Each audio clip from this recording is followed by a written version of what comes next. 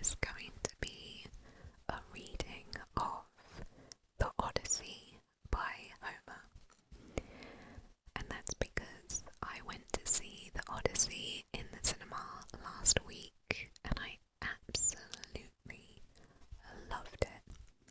Loved it, loved it, loved it.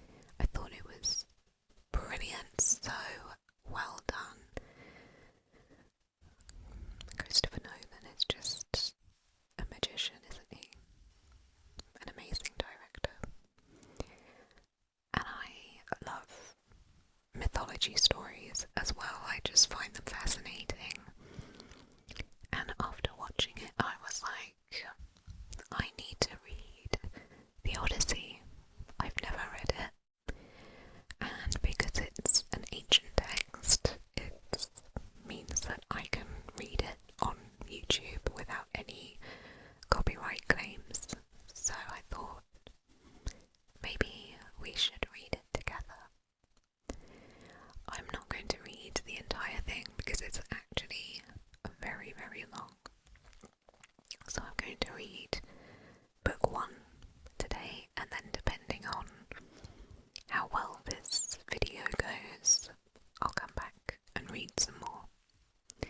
But yeah, highly recommend watching the Odyssey if that's your kind of film. You will really enjoy it. I actually can't wait for it to come out on streaming so that I can watch it again. So, get cozy and let's read the Odyssey by Homer, Book 1. Athena visits Telemachus.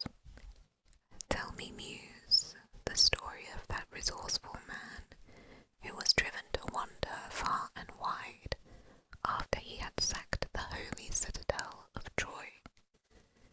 He saw the cities of many people, and he learnt their ways. He suffered great anguish on the high seas in his struggles to preserve his life and bring his comrades home. But he failed to save those comrades in spite of all his efforts. It was their own transgression that brought them to their dooms, for in their folly they devoured the oxen of Hyperion the sun god, and he saw to it that they would never return. Tell us this story, goddess daughter of Zeus, beginning at whatever point you will. All the survivors of the war had reached their homes by now, and so put the perils of battle and sea behind them. Odysseus alone was prevented from returning to the home and wife he yearned for by that powerful goddess, the nymph Calypso, who longed for him to marry her, and kept him in her vaulted cave. Not even when the rolling seasons brought in the year which the gods had chosen for his homecoming to Ithaca was he clear of his troubles and safe among his friends. Yet all the gods pitied him, except Poseidon, who pursued the heroic Odysseus with relentless malice till the day when he reached his own country. Poseidon, however, was now gone on a visit to the distant Ethiopians, in the most remote part of the world, half of whom lived where the sun goes down, and half where he rises.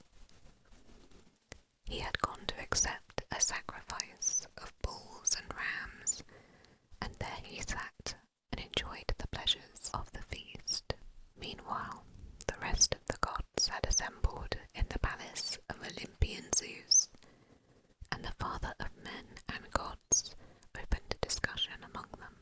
He had been thinking of the handsome Aegisthus, whom Agamemnon's far-famed son Orestes killed.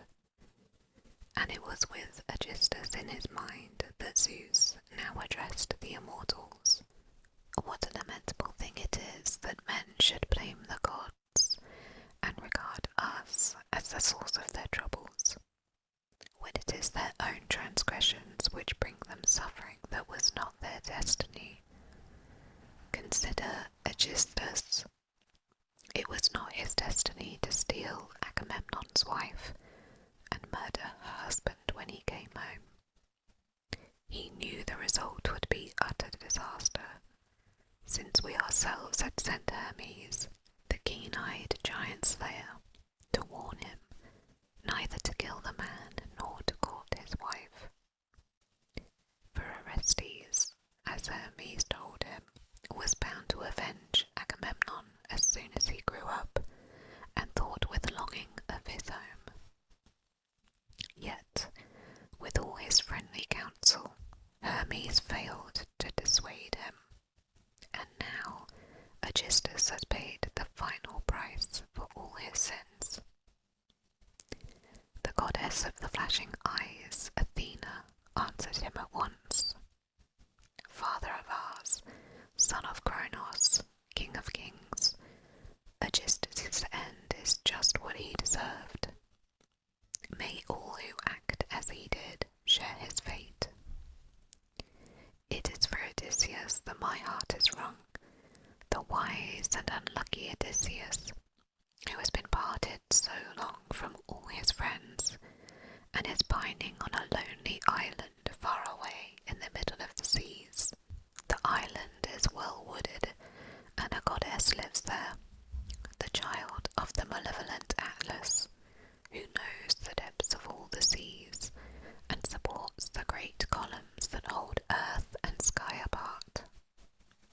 It is his daughter who is keeping the unhappy man from home, grieving. Day after day she does her best to banish Agatha from his memory with soft, persuasive words. And Odysseus, who would give anything for the mere sight of the smoke rising up from his own land, can only yearn for death. Yet your Olympian heart is quite unmoved. Tell me, did the sacrifices he made you by the Argives' ships on the plains of Troy find no favour in your sight? Why are you at odds with Odysseus, Zeus? Nonsense, my child, replied the gatherer of the clouds. How could I ever forget the admirable Odysseus? He is not only the wisest man alive, but has been the most generous in his offerings to the immortals who live in the wide heaven. It is Poseidon, sustainer of the earth, who is implacable towards him on account of the Cyclops, godlike Polyphemus, the most powerful of the Cyclopes, whom Odysseus blinded. His mother was the nymph Teusa, daughter of Phorcys, lord of the salt sea waves, and it was Poseidon who gave her this child when he slept with her in her cavern hollowed by the sea. That is why, ever since Polyphemus was blinded, Poseidon the Earth-shaker has kept Odysseus in exile, though he stops short of killing him. But come now, let all of us here, together, contrive a plan to bring him home. Poseidon will relent, for he will not be able to struggle on alone against the united will of the immortal gods. Bright-eyed Athena answered him, Father of ours, son of Kronos, king of kings, it is now the pleasure of the blessed gods that the wise Odysseus shall return to Ithaca.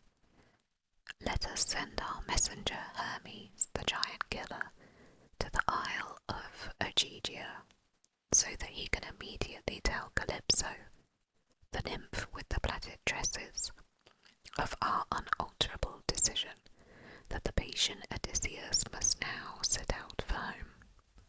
Meanwhile, I myself will go to Ithaca to instill more spirit into Odysseus' son, and encourage him to call the long-haired Achaeans to an assembly, and speak his mind to that crowd of suitors who spend their time in the wholesale slaughter of his jostling sheep and his shambling cattle with their twisted horns. After that, I shall send him to Sparta, to sandy Pylos to seek news of his father's return. It is possible that he may hear of him, and so win the praise of men.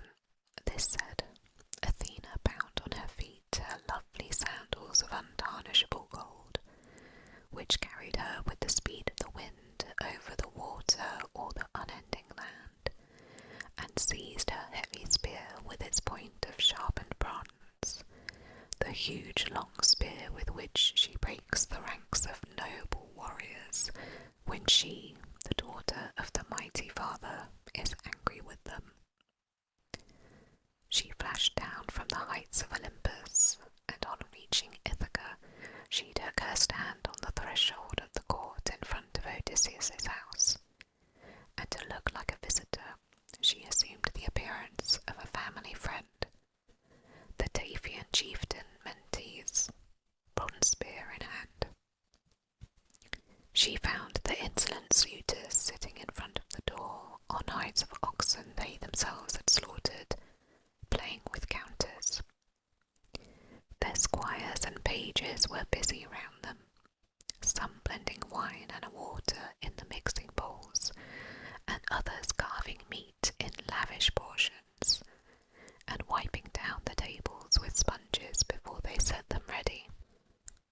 The first to see her was Telemachus, the godlike youth, who was sitting disconsolate among the suitors, imagining how his noble father might come back out of the blue, drive the suitors headlong from the house, and so regain his royal honours, and reign over his own once more.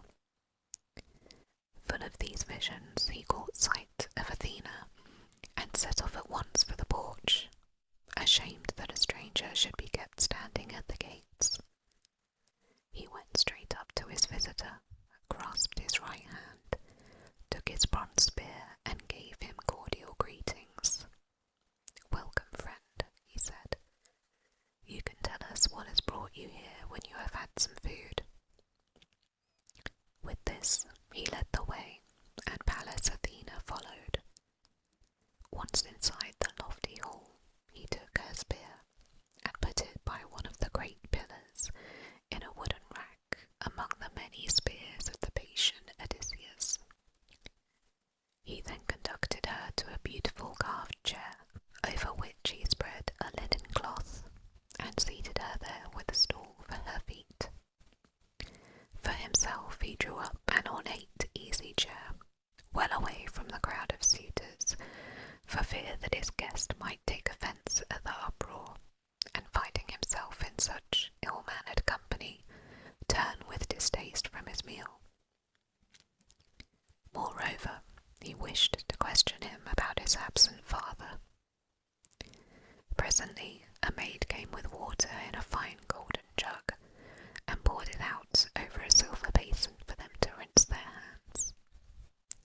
She then drew a polished table to their side, and the faithful housekeeper brought some bread, and set it by them with a choice of delicacies, helping them liberally to all she could offer. Meanwhile, a steward served them plates of various meats he had selected from his board, and put gold cups beside them, which a steward filled with wine as he passed on his frequent rounds. The suitors came swaggering in and sat down in rows on the seats and chairs. Their squires poured water on their hands, and the maids put piles of bread in bowls beside them, while the pages filled the mixing bowls to the brim with wine. They helped themselves to the good things spread before them, and when all had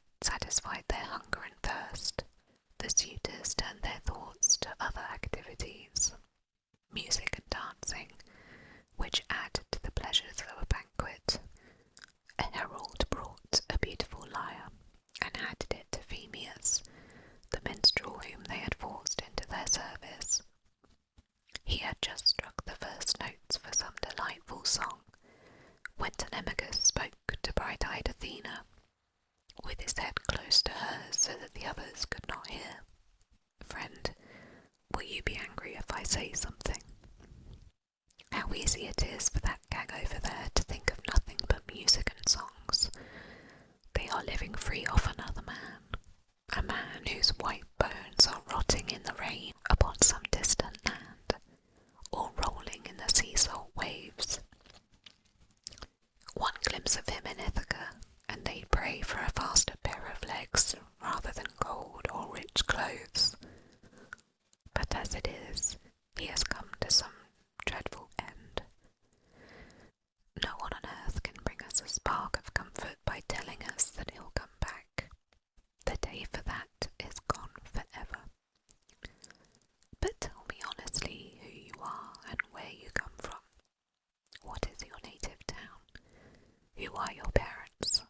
And since you certainly cannot have come on foot, what kind of vessel brought you here? How did the crew come to land you in Ithaca, and who did they claim to be? And tell me the truth, I'd like to know. Is this your first visit to Ithaca, or has my father received you before? He used to entertain in our house just as often as he visited abroad. I will tell you everything honestly, answered the bright-eyed goddess Athena. My father was the wise prince Anchelius. My own name is Mentes, and I am chieftain of the seafaring Tavians. As for my arrival in Ithaca, I came with my own ship and crew across the wine-dark sea. We are bound for the foreign port of Temesa, with a cargo of gleaming iron, which we mean to trade for bronze. My ship is not berthed near the city, but over there by the open country in Rathren Grove, under the woods of Neon. As for our families, the ties between them go a long way back, as the old Lord Laertes would tell you if you went and asked him. For I gather that he no longer comes to the town, but lives a miserable existence on his distant farm with an old woman servant, who puts his food and drink before him when he has tired himself out by dragging himself up and down his vineyard on the hill. The reason for my presence here is this.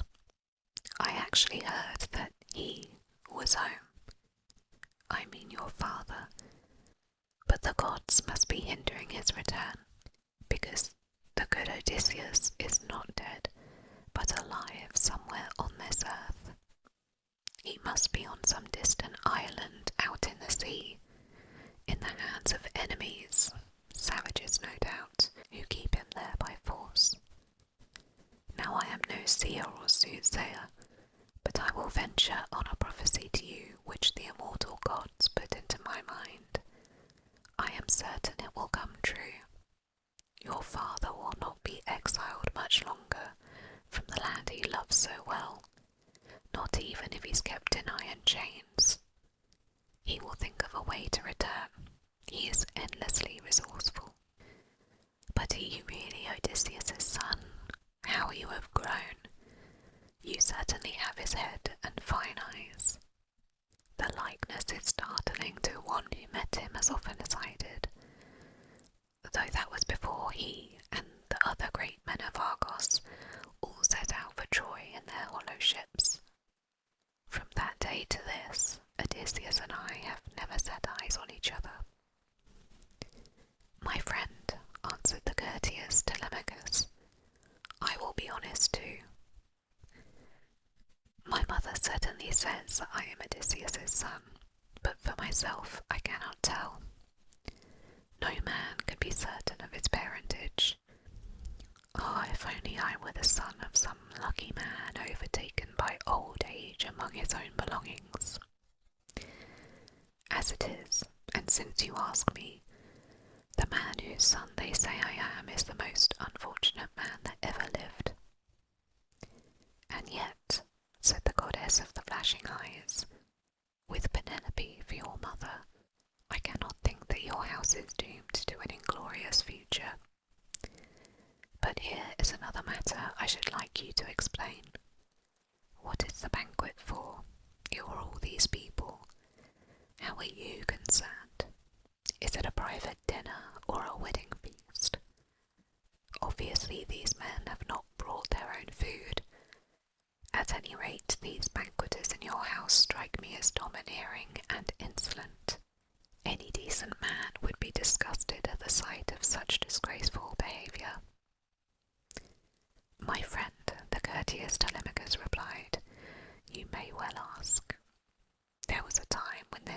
was by way of being prosperous and respectable, when Odysseus was still among us. But since then, the gods have had other and more sinister designs, and they have served him as they never served a man before. They have made him vanish. His death itself, if he had fallen among his men at Troy, or died in friendly arms at home with all his fighting done, would have caused me less distress. For in that case, the whole Achaean nation would have joined in building him a mound, and he would have left a great name for his son to inherit. But there was to be no famous end for him. The storm fiends had snatched him away. He has gone where he cannot be seen or found, and to me has left nothing but sorrow and tears. Nor is it only on his account that I am sighing and grieving, for the gods have gone on piling other troubles on my head. Of all the island chieftains in Dulichium, in Same, and in wooded Zacynthus, all the nobles in rocky Ithaca, there is not one that isn't courting my mother and wasting my property. As for her, though she hates the idea of remarrying, she cannot bring herself to take the final step of rejecting all the suitors or accepting one of them. Meanwhile, they are eating me out of house and home, and they will very soon destroy me too. Pallas Athena was moved. How disgraceful, she cried. Oh, how you miss your father, how much you need him to lay hands on this dissolute mob. If only he could show himself at this moment at the palace gates, with his helmet, his shield and his 2 spears, just as he was when I first saw him, drinking and in happy mood in our house. That time he came from Ephyre after a long visit to Murmurus' son Ilus. He had sailed there in search of a deadly poison to smear on the bronze tips of his arrows, and Ilus, a God-fearing man, refused to supply him. But my father, who loved him dearly, gave it to him.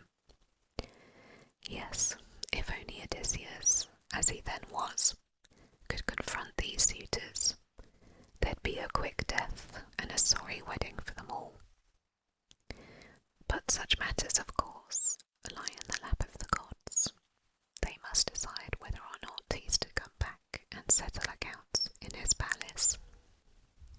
Meanwhile, I do urge you to find some way of ridding the house of these suitors. Listen carefully to what I suggest. Tomorrow morning, call the Achaean lords to assembly and announce your decision to them all, asking the gods to witness what you say. Tell the suitors to leave and go home. As for your mother, if she is set on marrying, let her go back to her father's house. He is a man of consequence, and the family will arrange a marriage and see that she has a generous dowry, as is only right for a beloved daughter. For yourself, here is my advice. It is sound, and I hope you will take it. Choose your best ship, man her with 20 oarsmen, and set out to inquire after your long-absent father. Someone may be able to tell you about him, or you may pick up one of those rumours from Zeus that so often turn out to be true. Go to Pylos first, and question the excellent Nestor. Then on to Sparta to see auburn-haired Menelaus, since he was the last of the bronze-armoured Achaeans to reach home. If you hear that your father is alive and on his way back, you should reconcile yourself to a year more of this wastage. But if you hear that he is dead and gone, return to your own country, build a mound with all the proper funeral rites, and give your mother in marriage to a new husband. This settled and done, you must think of some way of destroying this mob in your house, either by cunning or in open fight. You are no longer a child. You must put childish thoughts away. Have you not heard what a name Orestes made for himself in the world when he killed the cunning Aegisthus for murdering his noble father? You, my friend, and what a tall and splendid young man you have grown, must be as brave as Orestes, then future generations will sing your praises. But my crew must be tired of waiting for me, and I must now go to my good ship. I leave the matter in your hands. Think over what I have said. Sir, said the thoughtful Telemachus, you have spoken to me out of the kindness of your heart, like a father talking to his son, and I shall never forget your words. Though you are anxious to be on your way, stay a little longer so that you can bathe and refresh yourself. Then you can go to your ship in a happy frame of mind, taking with you as a keepsake from myself something precious and beautiful, the sort of present that one gives to a guest who has become a friend. No, said the bright-eyed goddess, I am eager to be on my way. Do not detain me now. As for the gift you kindly suggest, let me take it home with me on my way back. Make it the best you can find, and you won't lose by the exchange.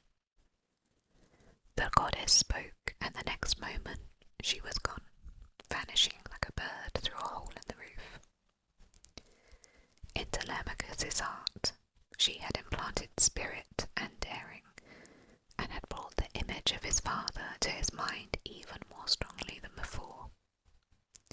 He felt the change and was overcome with awe, for he realized a god had been with him. Then, godlike himself, he rejoined the suitors. He found them listening in silence to a song which their famous bard was singing to them about the Achaeans' return from Troy and the disasters that Pallas Athena made them suffer. In her room upstairs, Penelope, the gracious daughter of Icarius, took in the words of his stirring ballad and came down from her quarters by the steep staircase, not alone, but with 2 waiting women in attendance. When she came near her suitors, the great lady drew a fold of her shining veil across her cheeks and took her stand by a pillar of the massive roof, with one of her faithful maids on either side. Then, bursting into tears, she broke in on the inspired minstrel. Phemius, she said, with your knowledge of the ballads that poets have made about the deeds of men or gods, you could enchant us with many other tales rather than this. Choose one of those now for your audience here, and let them drink their wine in peace. But give us no more of your present song. It is too sad. It never fails to wring my heart. For in that catastrophe, no one was dealt a heavier blow than I, who pass my days in mourning for the best of husbands, the man whose name rings through the land of the Hellas to the heart of Argos. But the prudent Telemachus intervened. Mother, he said, why grudge our loyal bard the right to entertain us as the spirit moves him?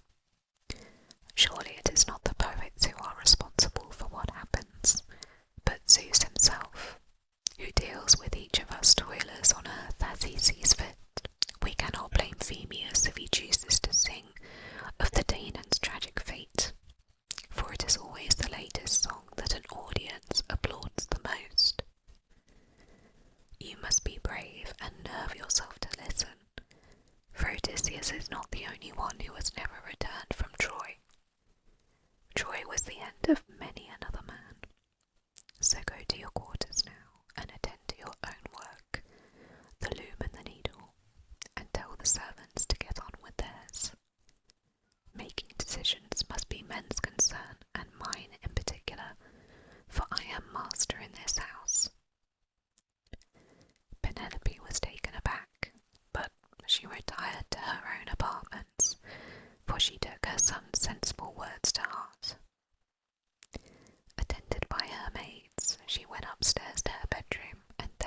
she wept for Odysseus, her beloved husband, till bright-eyed Athena closed her eyes in sweet sleep. Meanwhile, in the shadowy hall the suitors burst into uproar, and each man voiced a prayer that he might sleep with her. But the thoughtful Telemachus called them to order. "Gentlemen," he cried, "from you who called my mother, this is sheer insolence. For the moment, let us dine and enjoy ourselves, but quietly, for it is a lovely thing to listen to a minstrel such as we have here, with a voice like a god's. But in the morning, I propose that we all take our places in assembly, so that I can announce my demand that you quit my palace. Yes, you can feast yourselves somewhere else, and eat your provisions in each other's homes. But if you think it a sounder scheme to destroy one man's estate and not make restitution, then eat your fill, while I pray that Zeus will bring a day of reckoning, when in this house I will destroy you and not make restitution." It amazed them all that Telemachus should have the audacity to adopt this tone, and they could only bite their lips. But at last, Antinous, Eupeithes' son, spoke up in answer. "It is obvious that the gods are teaching you this bold and haughty way of speaking. Being your father's son, you are heir to this island realm. Heaven grant that you may never be its king." Antinous, the prudent Telemachus, answered, "It may disappoint you to learn that I would gladly accept that office from the hands of Zeus. Perhaps you argue that nothing worse could happen to a man. I, on the contrary, maintain that it is no bad thing to be a king, to see one's house enriched and one's authority enhanced. However, the Achaeans are not short of princes. Young and old, they swarm in sea-girt Ithaca. And since the great Odysseus is dead, let one of them succeed him. But I intend at least to be master of my own house, and the servants whom my royal father won for me in war." This time it was Eurymachus, son of Polybus, who answered him. "Telemachus, the gods must of course decide who is to be our king in sea-girt Ithaca. But by all means keep your own belongings and rule your own house. I pray that no one comes and lays violent hands on your property, as long as there are people in Ithaca. But, my dear Telemachus, do tell us something about that guest of yours. Where did the man come from? What account does he give of his country? Who might his people be, and what is his native land? Does he bring news of your father's coming, or is he here on business of his own?" He looked distinguished, but he jumped up and was gone so suddenly that he gave one no time to get to know him. Eurymachus, the sensible Telemachus, replied, "It is certain that my father will never come back, so I no longer believe any rumours, whatever their source, nor have I any use for the skill of such diviners as my mother may call in for consultation. As for my guest, he is an old friend of my father from Taphos. He introduced himself as Mendes, the son of wise Anchialus, and chieftain of the seafaring Tavians. This is what Telemachus said, but in his heart he knew her for an immortal goddess." From then till dusk they gave themselves up to the pleasures of dancing and the delights of song.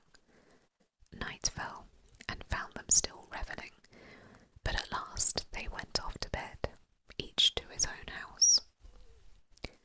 Telemachus, busy with his thoughts, retired to his own bedroom, a lofty chamber in the fine courtyard, with a clear view on every side.